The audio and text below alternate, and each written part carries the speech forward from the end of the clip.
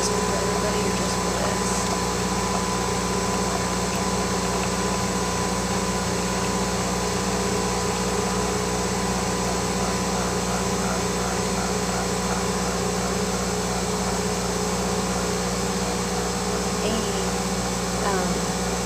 It's good for you. Okay.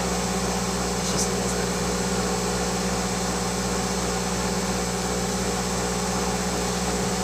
How's everyone doing? Doing good, doing fine? You guys are never gonna believe what I have to tell you. Shocked. You'll be shocked.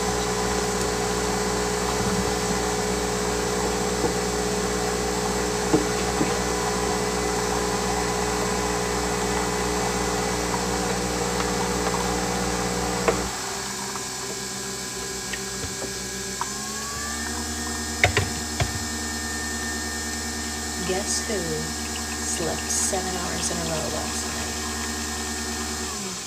She still woke up 3 times, but I'll take it. Shocking. Shocking. I had to restart my phone to make it work. That is sad, Liz. Did you hear what I said, though, Liz? Bailey? Yeah, good for both of us. She obviously goes to bed before I do, but still.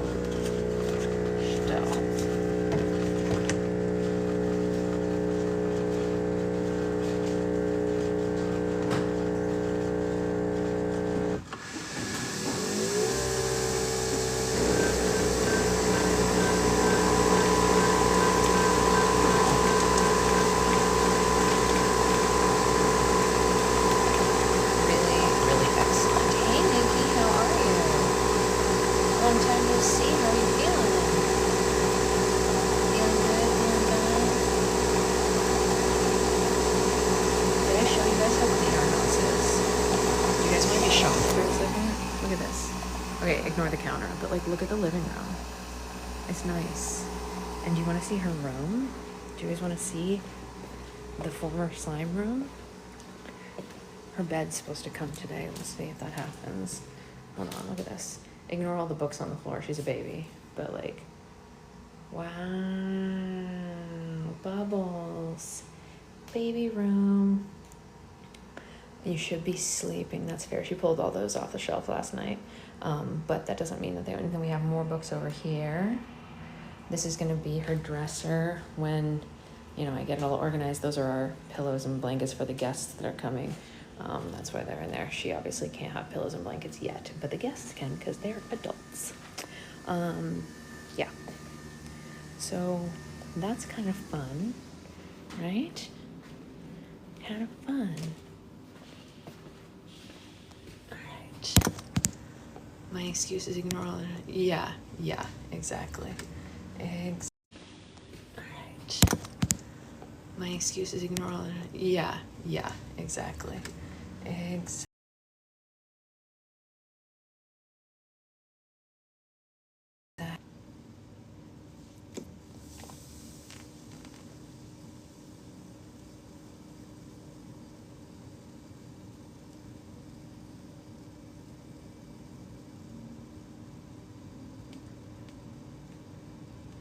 Okay, very exciting.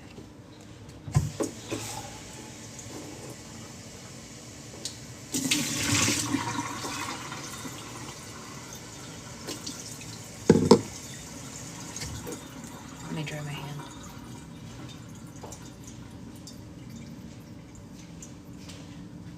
Tis the season for peppermint mocha.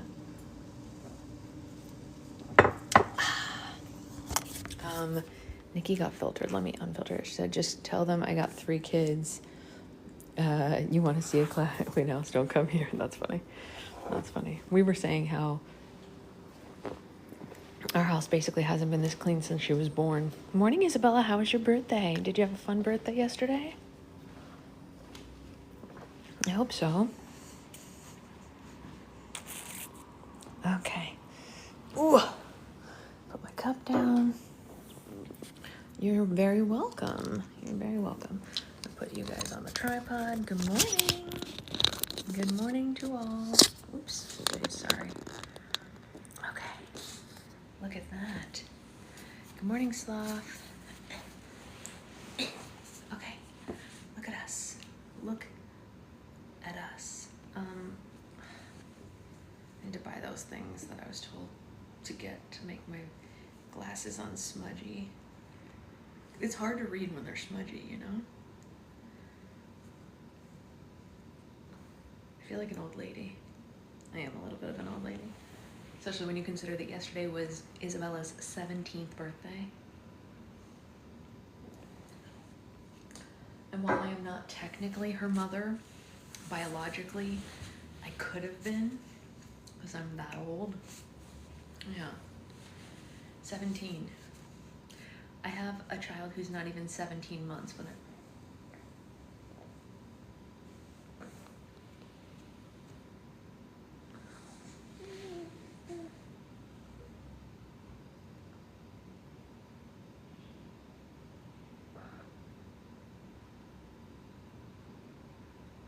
okay.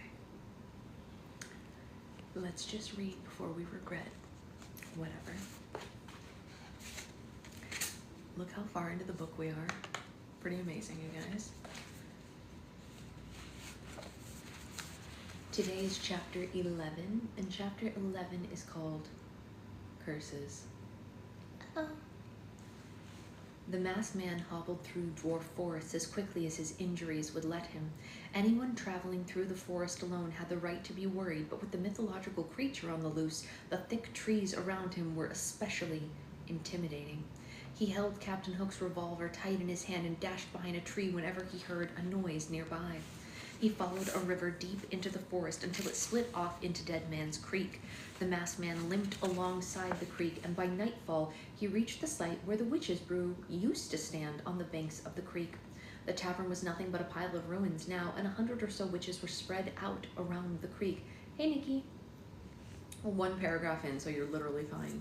All that's happened so far is that the masked man is hobbling through the forest, injured. That's it.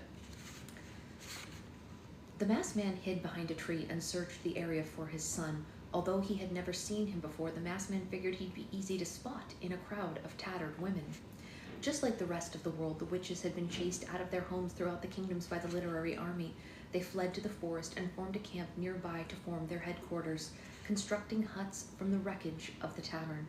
The witches sat casually in the group around the campfires and cauldrons. They chatted and flipped through spell books as if they were magazines.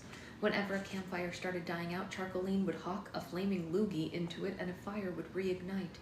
Tarantuline spun a large web between the trees and feasted on bats and owls that got caught in it. Yuck.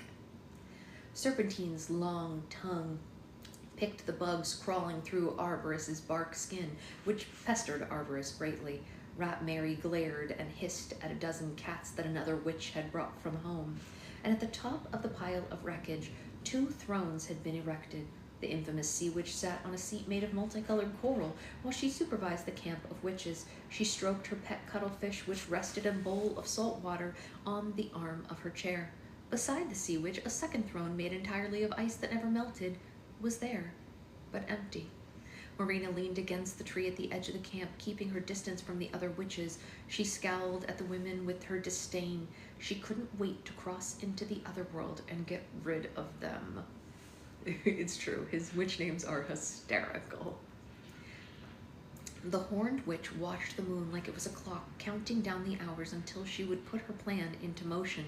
The masked man scanned the whole area for a child, and finally he spotted a little boy chained to the tree that Marina was leaning on. The boy looked around the camp of witches with large, terrified eyes like he had awoken to a nightmare. The masked man was expecting the child to resemble him, but Emmerich looked nothing like his father. His pale skin, rosy cheeks, and dark hair were all trademarks of his mother. He's a spitting image of Bo Peep, the masked man whispered to himself. And unlike a normal father, the masked man didn't fill with pride or tenderness upon seeing his son for the first time, but only with the eagerness of a possible opportunity. All he needed was to get Emmerich away from the witches. He just didn't know how or when. A sudden chill filled the forest air, and the witches stopped what they were doing to look north. A wave of frost flowed down Dead Man's Creek and froze the water. They heard bells in the distance, and a moment later the legendary Snow Queen appeared on a white sleigh, pulled by two monstrous polar bears. Emmerich was so frightened by the bears that he closed his eyes and looked the other way. The sleigh stopped in the center of the camp. Arborist and Serpentina helped the blinded Snow Queen down. She used a long icicle like a cane. She held up a white sack and exposed her jagged teeth. Arborist and Serpentina helped the blinded Snow Queen down. She used a long icicle like a cane. She held up a white sack and exposed her jagged teeth.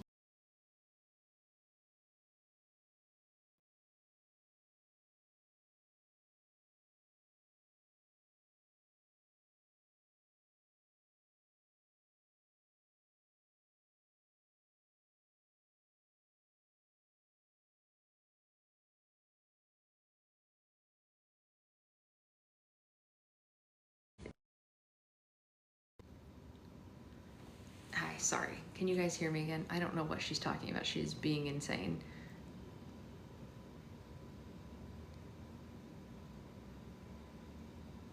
She knows this is book club time. And I was like, is it an emergency? And it's not. So don't do this to me.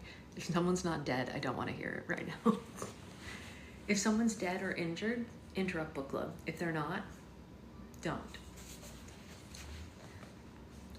All the witches were rather underwhelmed, but they didn't dare show it on their faces. Marina, on the other hand, couldn't have looked more unimpressed. Dust? Marina asked. You traveled all the way to the northern mountains to bring back dust?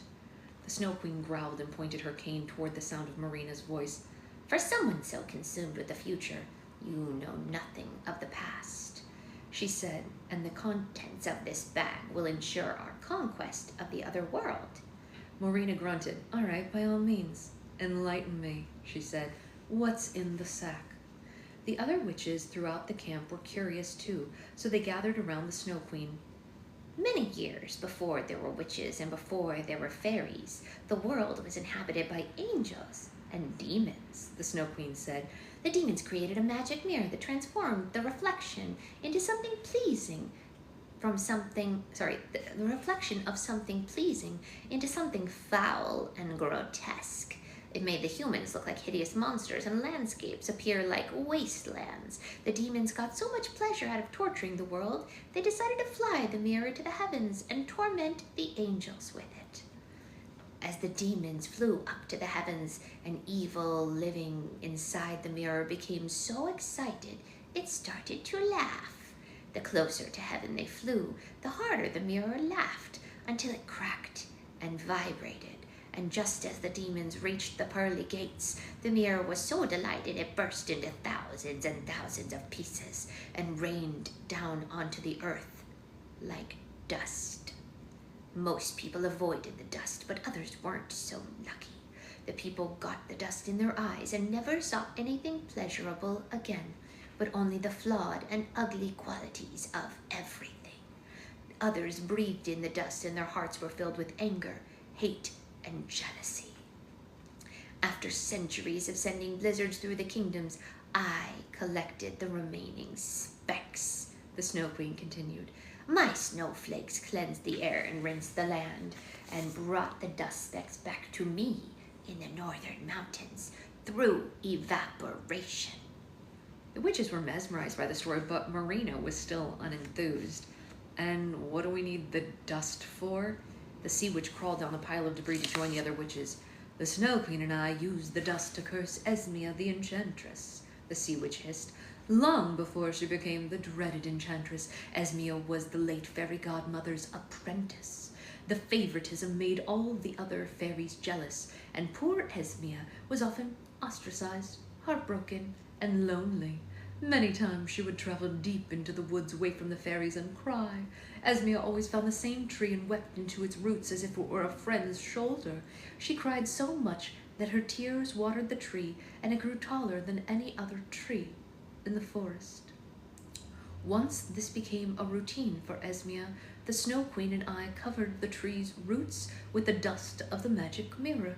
One day while she was sobbing, she breathed in a piece of it, and immediately her heartbreak, sorrow, and loneliness were heightened. Her desire to become the next fairy godmother and to help people was replaced with the desire to seek revenge and inflict pain on all those who had wronged her.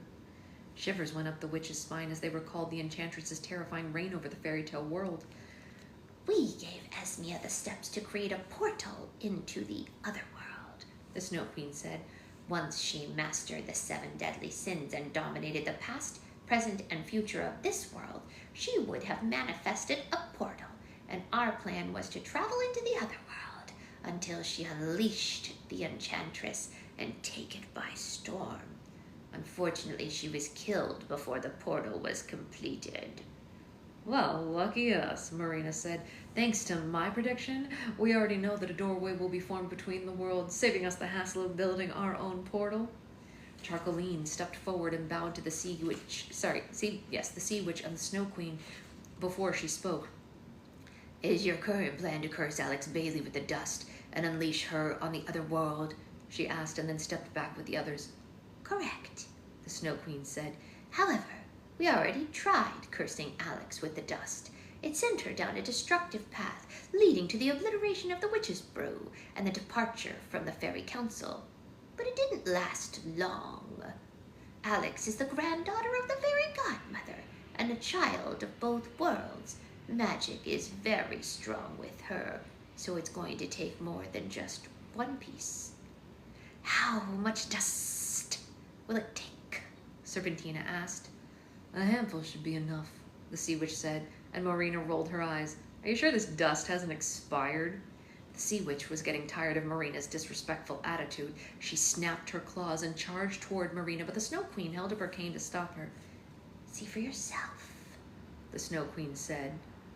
That is a great question, Ray, and the same thing happened to me during book club. My mom called in the middle of this, even though she knows it's book club time. Everyone who knows me knows. Book club, every day except Sunday. Don't call me.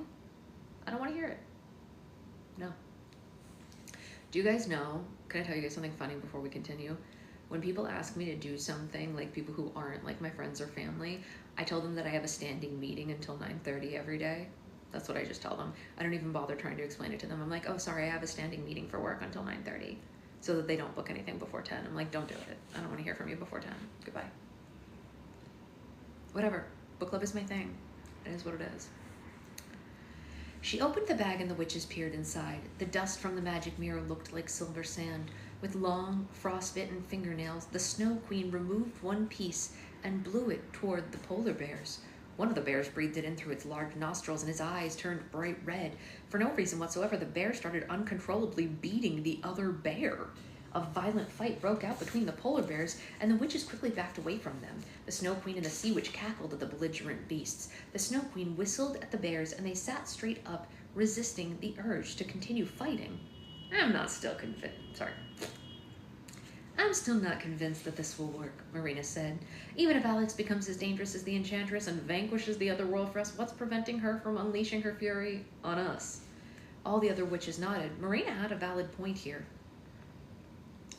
Just like you, Marina, the Sea Witch hissed, the dust has room to be improved. Together, with the magic of all the witches here, we'll cast a spell in the dust so that once it enters Alex's system, we will be able to control every move she makes.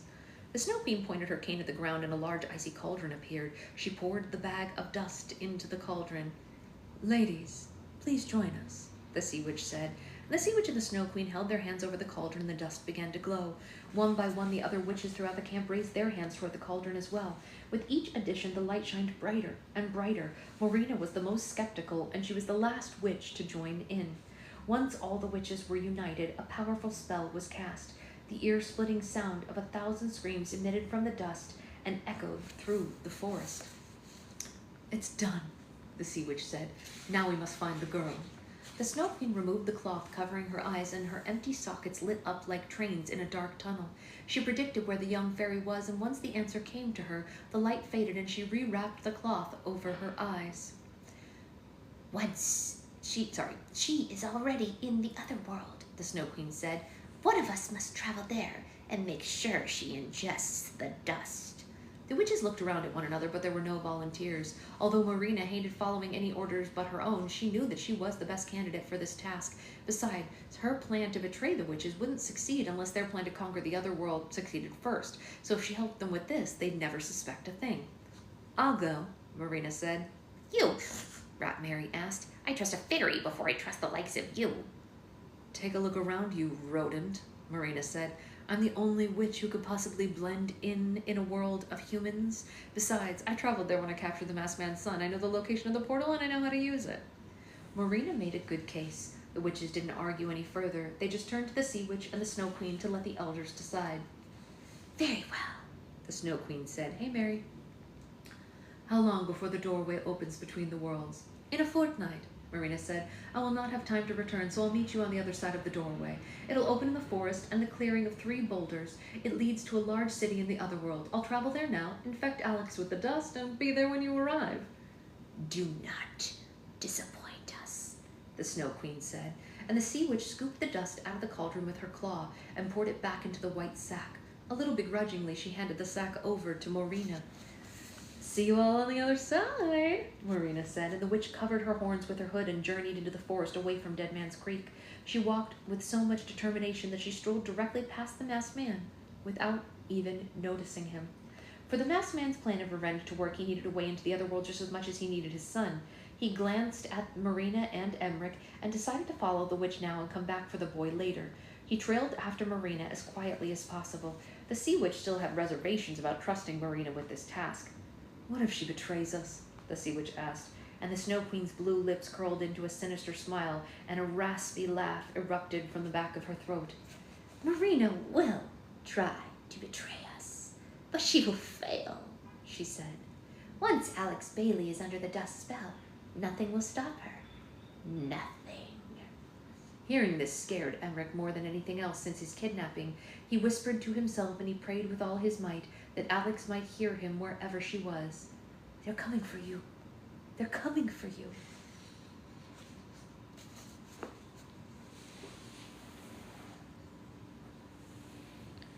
That was an upsetting chapter, you guys. Quite upsetting.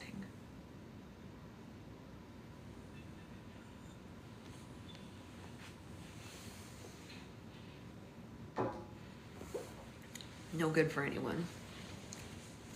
The next chapter is called Making a Splash on Sycamore Drive. It took the bookhuggers 3 days to find Connor's current address on Sycamore Drive. In their defense, the Bailey family had moved twice in the last 4 years, and it was difficult to track them down. After camping out outside their previous house, the girls pestered the current residents until they finally gave them the forwarding address. 4 teenagers walked purposefully down Sycamore Drive looking for Bob and Charlotte's house.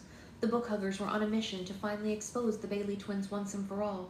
A bag with tape recorders and a Polaroid camera swung from Mindy's shoulder. Once they gathered enough evidence, their questionable reputation would be cleared, and every school administrator, police officer, and representative in their community would owe them a massive apology. Okay, these girls are annoying, but they're right. So they kind of do deserve an apology. Just saying. It was a little thrilling and nerve-wracking of an endeavor. Their hearts were pounding as they walked down the street. Wendy got a little carried away and dashed from street lamp to street lamp and mailbox to mailbox like a secret agent. Wendy, knock it off, Mindy ordered. You're going to draw attention to yourself. Everyone act natural. Their anxiety was so high that the bookhuggers forgot what natural actually looked like. Cindy walked taller than usual and waved at the neighbors like she was in a parade. Lindy swung her arms and swiveled her head like a cartoon character, and Wendy skipped aggressively and broke a sweat. Too natural, Mindy said. Lindy, I told you to bring your dog. We would have blended in more if we were walking a basset hound. But Angela Lansbury has arthritis in her paws, Lindy said. She has to be dragged around on a skateboard. That would have drawn even more attention. They are a lot annoying, it's true. Okay, fine. If we can't move clandestinely, then let's just move quickly, she said. The sooner we get out of view of the public, the better. But the public Mindy was referring to was an old man watering his lawn and a pair of kids playing basketball, an overweight cat napping on the porch, and none of the neighbors were paying attention to the bookhuggers, let alone being suspicious of them. There it is, Cindy said, pointing to one of the homes. That's Connor's house. The bookhuggers bumped into one another as if Cindy were pointing out a poisonous snake. Remember, Mindy said, if anyone catches us, we're here for a school project. Not so clandestinely, they tiptoed up the house's driveway and crawled on their hands and knees through the flower bed. They regretted wearing shorts and short sleeves because the rose thorns scratched up their arms and legs, but there was no going back now. They slowly sat up and peered through the window. Inside, the book huggers saw Charlotte Gordon vacuuming the living room. The house was spotless, and she was vigorously cleaning anyway, as if it were covered in invisible dirt that only she could see. It had been 2.5 days since Charlotte's children traveled into her son's short story, and she hadn't heard a word from either of them. Cleaning was therapeutic for her overwhelming sense of helplessness. Connor's binder of short stories was still in the center of the floor in the exact same spot he had left it. Charlotte was afraid she might break something if she moved it, so she cleaned around it carefully. "Honey, why don't you have a seat?" Bob said from the couch. "Not now. I'm distracting myself from my thoughts," Charlotte said over the vacuum. And Bob got up and pulled the plug, but it didn't stop his wife. She wiped all the surfaces, fluffed all the pillows, and straightened all the couch cushions. "Stressing isn't going to help anything," he said. "I'm sure they're going to be just fine. It's probably just taking longer than they thought to track down Avalon Tammy, or whatever her name was." "I know," Charlotte said with a sigh. "I wish I was capable of handling this myself as well as they were of handling themselves." Mothers get trained in how to deliver their children, how to care and nurture for them, how to develop their motor skills, their self-esteem, but no one trains you how to stop worrying about them. They say that childbirth is the worst part, but honestly, it's just the beginning of the pain. Charlotte sat on the couch in defeat, and Bob sat next to her and put his arm around her. "I hate to say this, but it is the price you pay for raising two wonderful, intelligent, and responsible young adults," he said. "I almost wish they weren't so independent," she confessed. "It would be nice if they just needed their mother once in a while. Maybe I'd get to see more of them." The binder suddenly popped open on its own, and the beam of light shot straight out. A moment later, Connor poked his head into the beam and had a look around the living room. The sight of Connor's floating head made the eavesdropping book huggers flail in the flower bed. They covered one another's mouths so that their screams weren't heard. "Hey guys," Connor said, happily greeting his mom and stepdad. "Good news, we found the pirates." "That's terrific," Charlotte said. "I was so worried. What took you so long? Was everything all right?" "Oh yeah, everything went great," Connor said with a laugh. "Actually, it couldn't have gone smoother. It just took a little longer to track down Auburn Sally than we thought." "Oh, Auburn Sally. That was her name," Bob said. "See, Charlotte, I told you everything was going to be fine." "Can we bring the pirates into the house now?" Connor asked. "Just a second," Charlotte said, and she retrieved a welcome mat from the porch and sat it beside the binder. "Have them wipe their feet on the mat on their way in. I just vacuumed." Connor nodded and popped back into the world of Starboardia to have a quick word with the Dalai Lama's crew. "Okay, remember what I told you guys to say if my mom asks about Starboardia, right?" he asked, and the pirates and the sailors repeated what they had rehearsed. "It was a piece of cake. Nothing remotely dangerous happened at all," they all said in unison. "Perfect," Connor said. "Now, everyone step through the beam and wipe your feet on the mat. My mom just vacuumed." The pirates and sailors were puzzled. What was vacuumed? One by one, the Dalai Lama crew followed Connor through the beam of light and stepped into the house. Not knowing what apparently I don't know how to read. Not knowing what to expect, the pirates charged inside with their weapons raised, which nearly gave Charlotte and Bob heart attacks. "Whoa, whoa, everyone calm down," Connor ordered. "You're safe here." The living room filled up very quickly with the characters from Starboardia. They looked all around at the furniture, the decorations, and the light fixtures in awe. It was the most extraordinary place they had ever been to. The spying book huggers had their camera and tape recorders ready, but they were so stunned to see the pirates appear that they dropped their devices and just watched in shock. "It's like we've stepped into the 19th century, Admiral Jacobson said. It's the 21st century, actually," Bob said. "This chamber is so elegant," Winking Wendy said. "Does a royal family live here?" "Oh, no, but thank you," Charlotte said. "It's amazing what a couple of throw pillows and an accent chair will do for a room, right?" Siren Sue was mesmerized by all the framed photographs on the mantel. "Commander Bailey, these small portraits of you and your sister are so detailed. Your face is so round when you were younger." That's called a school picture," Connor said, "and it was right before a growth spurt, so don't be judgy." Peg-Leg Peggy stared up at the ceiling in terror. "What sort of torture device is that?" she asked and pointed her rifle at it. That's a ceiling fan," Connor said. "Just relax, because it's not going to hurt you." The pirates and the sailors split up to explore the house. They bounced on the mattresses in the bedrooms and turned the lights on and off, used the toilets to splash water on their faces, and opened and closed the appliances in the kitchen. "I've found a cupboard, and it's as cold as winter," Too Much Rum Rhonda announced. "It's full of fruit and vegetables and colorful liquids." "That's the refrigerator, Rhonda. Can you stay out of there?" Connor said. You know what? Just no one touch anything without asking, okay?" Charlotte and Bob watched nervously as the crew invaded and inspected every corner of their home. They weren't sure which pirate or sailor to follow because everyone seemed to need supervision. Connor, we only have one guest bedroom, Charlotte said. Where are all your friends supposed to sleep? Oh, don't worry. None of the pirates or sailors are sleeping inside anyway, Connor said, and he said it like it should have been a relief, but that only concerned his mother more.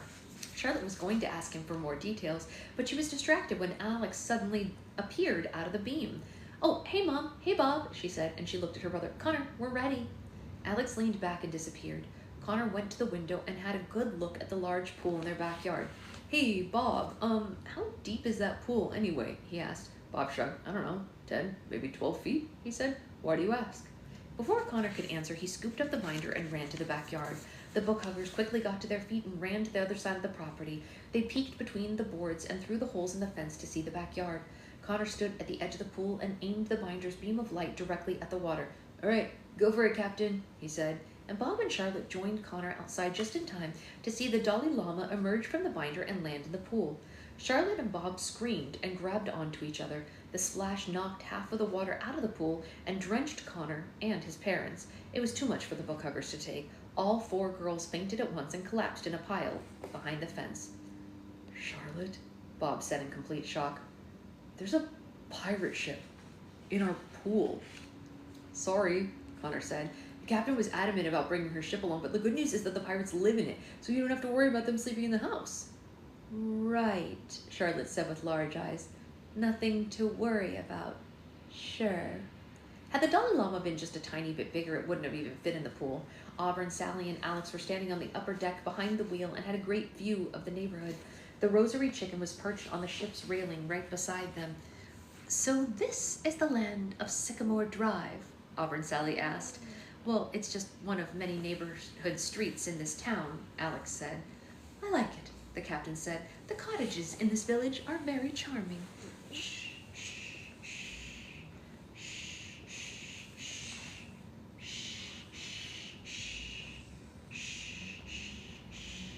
Or how small is the ship, Nikki? You gotta ask the right questions.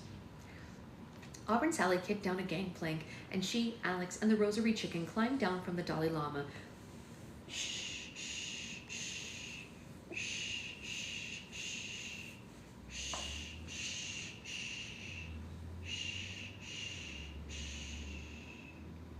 The rosary chicken happily waddled onto the grassy yard and pecked at some bugs. The twins introduced Auburn Sally to Bob and Charlotte, and the captain gave them each a very firm handshake. Well, it's an honor to meet you, Auburn Sally told them. You have very crafty children. Tell me about it, Charlotte said. Never a dull moment, Bob added. Wait, is that a chicken wearing a rosary? I love the chicken tags along to his sloth. It's very funny. Now that the twins had successfully escorted the Dalai Lama's crew into the other world, they immediately began planning their next venture. Connor opened his binder to the second tab, retrieved the portal potion from his backpack, and poured 3 drops onto the pages of his next story. Another beam of light appeared and shined into the sky like a spotlight. All right, time for our second stop. What's your next story about? Alex asked. Galaxy Queen is an intergalactic space odyssey, Connor explained. It takes place in the year 3000, and it follows the queen of a cyborg civilization as she travels through the universe. Alex took a deep breath. It doesn't get easier after Starboardia, does it? Not really, Connor said. But hey, at least we learned a lot from Starboardia. Is there anything that I can help with beforehand? Alex asked. Think about it, like really think. Yeah, there is actually, because we're gonna need spacesuits, he said. And Alex snapped her fingers and their clothes transformed into chic, shiny, futuristic spacesuits. Their suits were silver and had round helmets, and the oxygen tanks were attached to their back. Oh, wow, these are perfect, Connor said excitedly, and Charlotte put her hand over her heart. Aw, you both look so cute, she said. Stay right there, I'm gonna need a photo of this. Mom, we really don't have time to take a... But Charlotte gave her son a dirty look that said 1,000 words, and the words most specifically were, there are 50 pirates in my house and a ship in my backyard pool. You will take a photo for me whether you like it or not. So Connor didn't say another word, and his mother ran into the house and returned with her camera. Stand on the grass so that I can get the pirate ship in the background, Charlotte instructed. Aw, that's nice. Can you put your arm around each other? Smile. This is totally going on the Christmas card. Mom, this is top secret. You can't put this on a Christmas card, Connor said. Oh, calm down. No one's going to know what you're doing, Charlotte said. Everyone will just think we took a vacation to a theme park, you know, like normal families do. Okay, just a couple more photos on my phone. Begrudgingly, the twins smiled as they posed, and their mother took a dozen pictures. Once she was finished, they were permitted to continue with their plans. The twins tightened their helmets, turned their oxygen tanks on, and towed up to the binder of short stories. All right, next stop, Galaxy Queen, Connor said.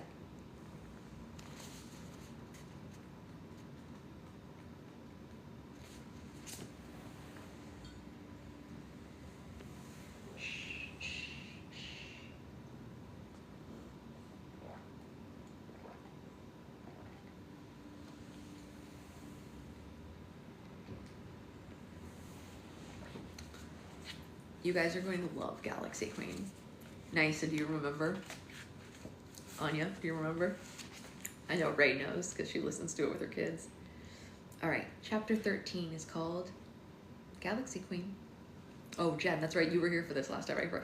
I always forget where everyone came in. You know what I mean? Like, I know the people who were here from the beginning, but because Sloth, Jen, Avery, and two others came like partway through.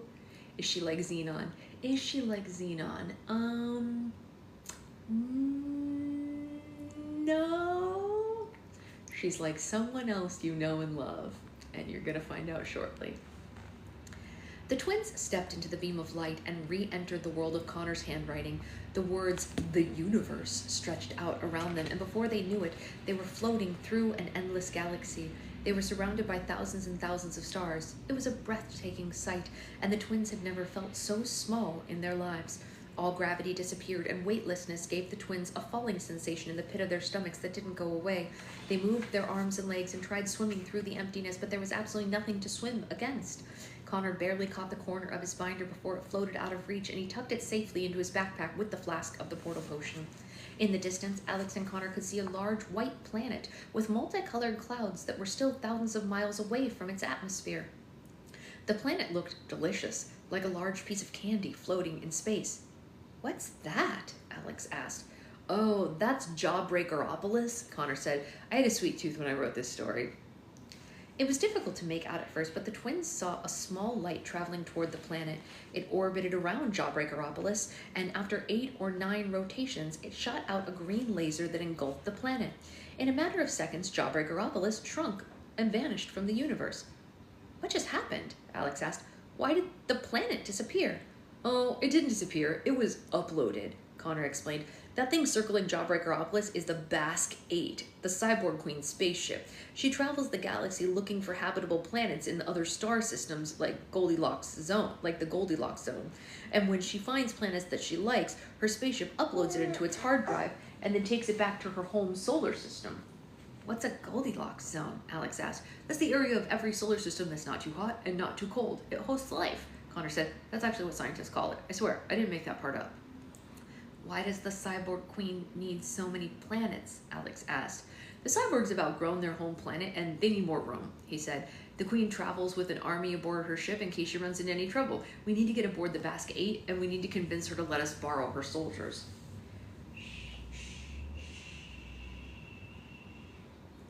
Connor opened the binder and aimed the beam of light in all directions around him, like a busted lighthouse, to get the Basque 8's attention. It must have done the trick because the spaceship zoomed toward the twins, and within a few seconds, it was hovering just 100 yards away from them. The Basque 8 was shape and size of a cruise ship. It was made from red steel and had wings like a plane. A cluster of satellites and antennas near the top made the spaceship look like it was wearing a crown. "Whatever happens, just follow my lead," Connor told his sister. "I'm not going to tell them I'm their creator. I learned my lesson in Starboardia, but I think I've got something up my sleeve that actually will work." "You're the boss," Alex said. Large speakers stuck out on both sides of the Basque 8, and someone aboard spoke to the twins. The voice was very proper, and it sounded awfully familiar, but Alex couldn't tell who it reminded her of. "Attention unidentified life forms," the voice said.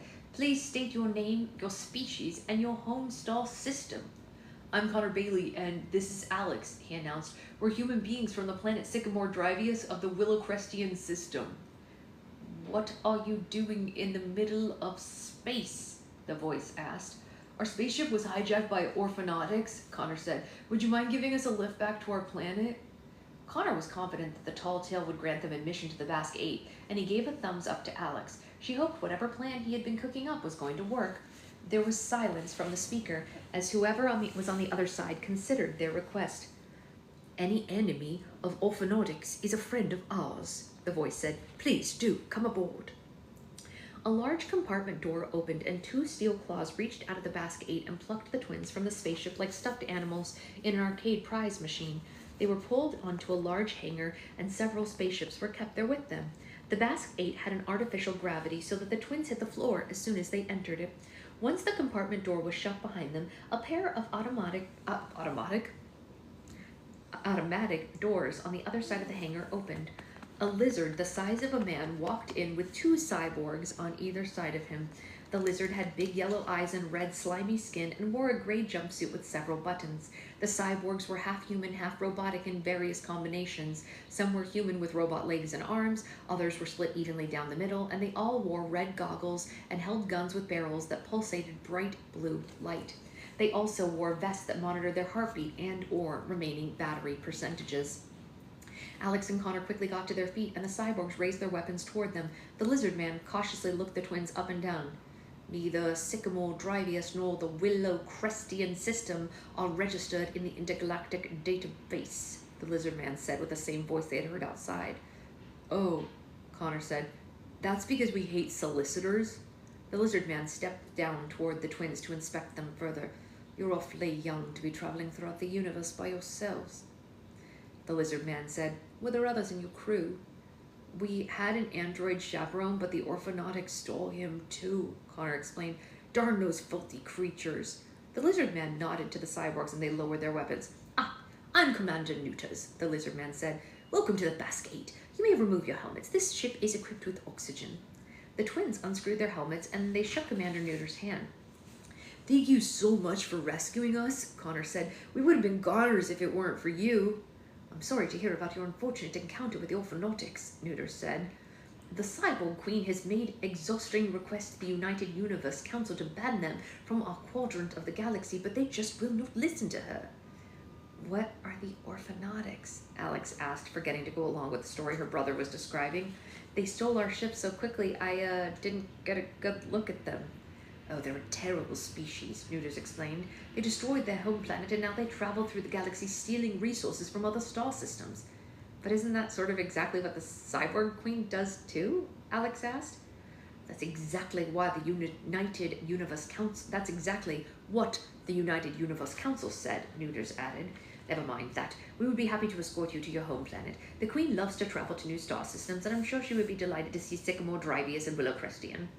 An alarm sound suddenly went off, startling the twins. The hangar was filled with flashing red lights, and Commander Nutas and the cyborgs looked around in panic. Oh no, Nutas said. This is terrible. What's happening? Are we under attack? Alex asked. Worse, Nutas said. That alarm means the Queen has awoken from her charging slumber. She's always in a terrible mood if she doesn't get a full 24 hours. I must get to the command bridge before she arrives. Nutas and the cyborgs bolted through the automatic doors and the twins ran after them. They ran through the spaceship, passing several halls of frantic, half-human, half-robotic men and women. The alarm was even louder outside the hangar, and it was accompanied by a voice that repeated, The Queen is awake, the Queen is awake, the Queen is awake. They finally reached the commander bridge and the center of the ship. It was a wide room with a gigantic set of windows that had a view of the galaxy ahead. The walls were covered in screens with information about different parts of the spaceship, the Queen's location, and the universe all around them. There were dozens of control stations scattered around Command Bridge like desks in a classroom. Each station was covered in hundreds of blinking buttons, dials, and levers. In preparation for the Cyborg Queen's arrival, the Cyborg crew throughout the Commander Bridge lubricated their joints, tightened their screws, and polished their steel-covered bodies. How close is she? Nutas asked the nearest cyborg. She's descending from her chambers now, Commander, the cyborg said.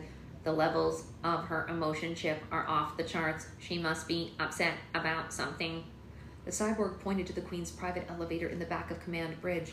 All the cyborgs stood at their control stations as the elevator doors opened. There was a collective hiss as their mechanical bodies compressed into bows. Alex and Connor followed their example, and they bowed too. The cyborg queen was more robotic than anyone else aboard the Basque 8. She was only humanoid from the chest up, and even that was kind of questionable. Her nose, her chin, and most of her forehead were covered in metal plates. Her left eye was a camera lens, and instead of hair, her head was covered in wires that wove throughout a beehive of gears like the film in a projector. On top of her head, above the wires and gears, was a steel crown, and the word Queen blinked on it like numbers on a digital alarm clock. The queen had thin metal arms, and her steel body was shaped to look like she was wearing a gown. She had wheels instead of legs, and rolled out of the elevator and into Command Bridge. Oh my god, that's right. Remember, Anya, we wanted you to be her for Halloween. What happened? You dropped the ball. Just kidding. I still love you, but like, next year, Cyborg Queen, a little bit. Galaxy Queen, whatever her name is. The twins could tell that she was mad because her lens was twitching with a few of her wires and snapped straight up. Your Majesty, Commander Neuter said with a deep bow, we weren't expecting you to wake early. Did you get a restful charge? Someone left the gravity on in my chamber while I was charging, the cyborg queen said sharply. Not only did it prevent me from a restful charge, but when I woke up, the human side of my face was puffy. With this, Alex realized why the Galaxy Queen was so familiar. She was embarrassed that it had taken her this long for it to click. It didn't take this long for Nikki, clearly. Without a doubt, the Cyborg Queen was based on Red Riding Hood, and Commander Neuters was based on Froggy, and the Orphanautics were based on the orphans that Red despised. The Basque 8 was a clever play on basket, and the Cyborg Queen's passion for collecting planets was based on Red's passion for real estate. You didn't, Alex whispered to her brother, and Connor knew exactly what she was referring to by her smile. Yeah, I did, he whispered back. And the Cyborg Queen rolled through Command Bridge and glared at the cyborg crew, waiting for one of them to step forward. Well, she said, someone better claim responsibility or I'm going to take away battery privileges for the entire ship. The smallest cyborg in Command Bridge became so nervous that he began short-circuiting. Sparks flew out of his mechanical neck, and he started spinning his head. He fell to his metal knees and pleaded for forgiveness. I'm so sorry, Your Majesty, the small cyborg said. I was inspecting the artificial gravity generator and forgot to adjust the pressure in your chambers. The cyborg queen rolled her human eye, and her lens pointed upward. Commander Neuters, please have this cyborg restarted before he catches on fire, she ordered, and then get him reprogrammed to remember his priorities. Yes, ma'am, Neuter said, and nodded to the cyborg soldiers. Take him to the upgrade center. Against the small cyborg's will, the soldiers escorted him out of Command Bridge. The cyborg queen rolled to the center of the room, and the bottom half of her body transformed into a throne. The cyborg crew took it as a cue to be seated at their control stations. Was Jawbreaker-opolis uploaded successfully? The cyborg queen asked. Yes, Your Majesty, Neuter said. It's been safely added to the hard drive, and it will be a wonderful addition to your home system. Then why are we still in this solar system? The queen asked. Shouldn't we be at Gumdropia by now? We were en route to the next planet when we answered a distress call, Neuters informed her. A distress call? She asked. From whom? Neuters cleared his throat and gestured for the twins to come stand beside him. Alex and Connor cautiously approached Neuters and the cyborg queen. Her lens popped several inches out of her head to examine them. Who are you? She asked. Hello, your electronicness, Connor said. My name's Connor, and this is my sister Alex. We're human beings from the planet Sycamore Drivius of the Willow-Crestian system. The cyborg queen squinted her human eye at them. I've never heard of such a place, she said. What are you doing in this part of the galaxy? We were stranded and left for dead when our ship was stolen by the Orphanautics, Alex said. Your commander kindly saved us and brought us aboard. The mention of the Orphanautics name infuriated the cyborg queen. 2 exhaust pipes shot out of her shoulders and steam erupted from them. I hate the Orphanautics, she yelled. I'll admit there are a few alien species that I can stomach, but the Orphanautics are extra terrible extraterrestrials. I've begged the United Universe Council to do something about it, but they refuse. They have the audacity to tell me that collecting planets is no different from the destruction that those scoundrels cause, but I don't steal resources from other planets. I just move them into a better neighborhood. Connor waited for the cyborg queen to let off all her steam before saying another word. You know, the Orphanautics weren't allowed in our solar system, he said. They were kicked out eons ago, so if you wouldn't mind giving us a ride back to Sycamore Drivius, we'd love to give you a tour of the Willow Crestian system. No orphanotics, you say? The cyborg queen asked. Perhaps I should move my planets to your system. What type of star does Willow Crestian revolve around? White dwarf, blue dwarf, yellow dwarf, red giant? Like, I know I have at least 2 billion years left in a new system before making such a big commitment. Connor wasn't sure how to answer this. It's a 7th dwarf, he said. Yeah, 7 white dwarfs from the Milky Snow White galaxy combined into one, and boom, Willow Crestian system was formed. The cyborg queen nodded as she gave this some thought. She had never heard of stars combining in such a manner, and the impossibility kind of intrigued her. I'd like to see this Willow Crestian, she said. We'd be delighted to give you a lift back to your home planet. Unfortunately, there are a few stops we have to make along the way. There's a handful of planets that I need to inspect and collect before the orphanotics get to them. I hope you don't mind waiting. Yeah, no worries, Connor said. We'd be happy to accompany you. Marvelous, the cyborg queen said. Commander Neuters, can you take us to Gumdropia, please? Full speed to Gumdropia, Neuters ordered the crew, and the cyborgs went to work pressing buttons at their control stations. The Basque 8 shot through the galaxy at light speed. A powerful jerk almost knocked Alex over as she screamed. The cyborg queen gave her a funny look. Surely this wasn't her first time experiencing light speed. She doesn't get out much, Connor said. And the Basque 8 whizzed through the stars and slowed down as it approached the new planet. Gumdropia was bright orange and covered with snowy mountain ranges. The spaceship orbited the planet, and information about Gumdropia loaded on all the screens in Command Bridge. A detailed hologram of the planet appeared in front of the cyborg queen's throne. Gumdropia, Neuters read from the screen. It has a diameter of 3,487 miles. Surface temperature ranges from -90 degrees to +30 degrees Fahrenheit. Atmosphere is made of helium. Currently, there's no life on the planet, but 40% of it is habitable for cyborg populations. It would be perfect for that ski resort that I've been itching to build, the cyborg queen said. Upload this planet. A green laser shot out of the Basque 8 and surrounded Gumdropia. Just like Jawbreakeropolis, the orange planet shrank and disappeared from the universe. The words "upload complete" appeared on all the screens in Command Bridge. The upload was successful, Your Majesty, Neuter said. Oh, splendid. Let's proceed to the next planet, the queen ordered. The Basque 8 raced through the galaxy in a different direction and arrived at the next planet. It was all green and had white clouds spiraling all around its atmosphere. Whatever sweet tooth Connor had when he wrote this story was contagious, and suddenly Alex had a craving for something sweet. Mintoon. What? Mintoon? I don't even know how to say that. Mintoon, Neuters read from the screen. It has a diameter of 54,632 miles. Surface temperatures range from 5 degrees to 200 degrees and 30 degrees Fahrenheit. Atmosphere is made up of sulfuric gas. The planet is home to an alien species known as gas whales, but only 5% of it is habitable by cyborg populations. Pass, the cyborg queen said. 5% isn't worth an upload, and I loathe neighbors. Proceed to the next planet. The queen was served hot oil in a teacup as the Basque 8 traveled through space to the next planet. However, when the spaceship arrived, they found nothing but a field of crunchy-looking asteroids. Oh dear, Neuter said. It appears Granolia was hit by a comet, and this is all that remains. Should we continue ahead, Your Majesty? At first, the cyborg queen slouched with disappointment, but her attitude quickly changed when an exciting idea popped into her head. The twins knew that she had an idea because a flashing light bulb stuck out of her crown. You know, our solar system really could use a belt, the queen said. Upload the asteroids and we'll place them between Blousery and Skirtoon when we get home. The cyborg crew did as they were told and then proceeded to the next stop. The back-to-back light speed was making Alex a little nauseated. The subsequent planet was a russet-colored one with a rocky surface. Nut Fudgius, Neuter said from the screen, read from the screen. It has a diameter of 2,779 miles. Surface temperatures range from 50 degrees to 300 degrees Fahrenheit. Atmosphere is very thin, made of carbon monoxide. 56% of the planet is habitable for cyborg life. Nutfudgius once hosted an alien species known as Desert Ferritus, but they are extinct.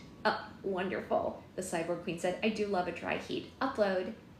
Once again, the Basque 8 crew followed the queen's instructions. When the upload was finished, the spaceship zipped across the galaxy to the location of the following planet. Alex pulled her brother aside as it traveled. How much longer until we ask the cyborg queen to borrow her army? Alex asked. Soon, Connor said. There's only one more Goldilocks zone left with a planet that the queen's gonna go nuts over. We're gonna help her upload it in exchange for use of the cyborg soldiers. Did you intentionally base a story about a queen who steals things from the Goldilocks zone on Red Riding Hood? Alex asked. I mean, I can't decide if that's totally brilliant or brutal. Oh, I never thought about that, Connor said. Red's gonna kill me if she ever finds out about this. The Basque 8 arrived at the next planet. It was purple, with turquoise rings, and by far the most beautiful of all the planets they had visited so far. The cyborg queen was enchanted by it, and her throne transformed back into a gown as she rolled over the hologram to take a closer look at the majestic world. What's the name of this beauty? She asked. Lollipopagus, Your Majesty, Neuters read from the monitor. Diameter of 3,090 miles. Surface temperatures range from 25 degrees to 90 degrees Fahrenheit. Atmosphere is made of pure oxygen, and 90% of the planet is habitable for cyborg life. I love it. It's totally meant to be, the cyborg queen said, and she clasped her metal hands together.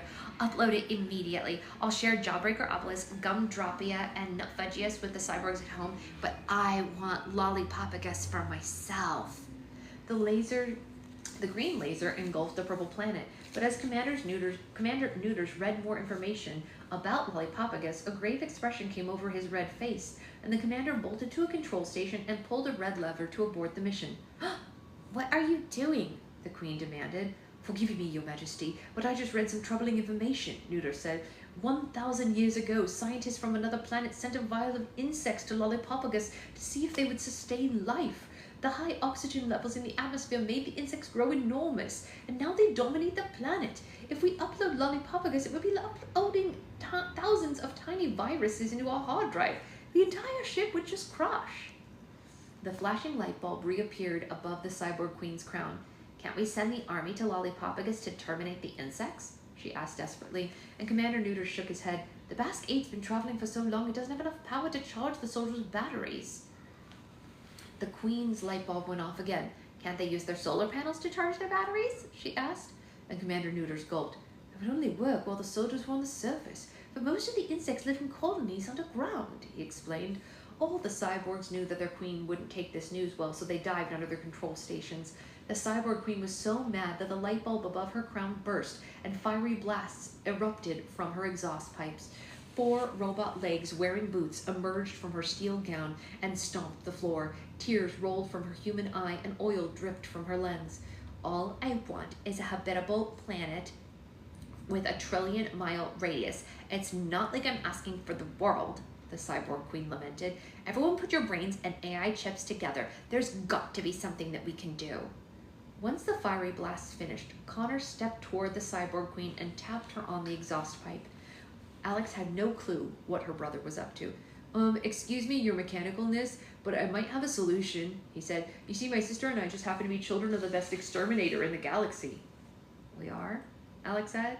Yeah, we are, Connor said, and sent her a dirty look. Meteor magazine gave our father 4.5 nebulas out of 5 in their review, and the Alien Voice gave him 3 appendages up. Those are the most popular publications in Willowcrestian system. The cyborg queen eyes and lens darted between Alex and Connor. Her eyebrows turned to tiny windshield wipers and cleared the tears off her face. So the 2 of you could exterminate all the insects on the planet for me? The queen asked hopefully. We could, Connor said. It's not like I'm asking for the world, except you are.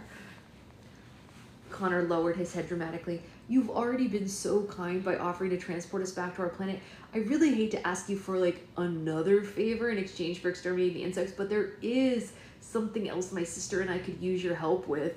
And the cyborg queen wanted Lollipopagus so badly that she was willing to strike whatever bargain it took. That's quite all right. Just tell me whatever it is you have in mind. Well, it's not for us. It's for our friends, Connor explained. They live on a small planet called Fairytaletopia in the Storybookian galaxy. Their planet has recently been invaded by a savage race known as the Literarius Villanominus. Bless you, Alex said, and Connor ignored his sister. The Literarius Villanominus are twice as bad as the Orphanautics and 10 times more powerful. The worst part is Fairytaletopia has no way of defending itself.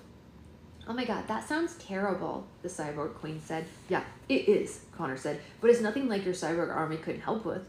If my sister and I exterminate this insect on Lollipopagus, would you lend us your soldiers to help our friends fight the literary villainominous?